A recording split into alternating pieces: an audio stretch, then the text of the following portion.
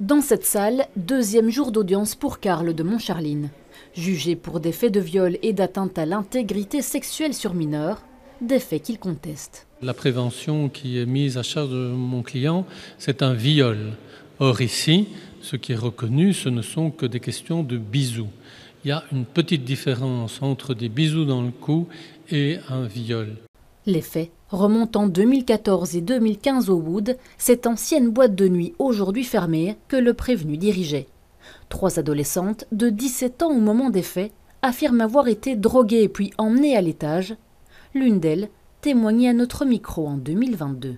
Et en fait, était posté devant l'escalier un vigile qui voulait pas laisser rentrer le jeune homme qui venait me secourir.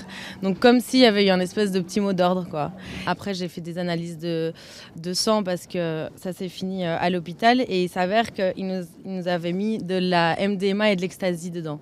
Donc un bon petit cocktail, sachant que moi, j'avais jamais pris de drogue de ma vie, donc c'est sûr que mon corps n'était pas du tout prêt à ça. Dans son réquisitoire, le ministère public admet qu'il ne peut être prouvé que Karl de Montcharline ait versé de la drogue dans les verres des jeunes filles.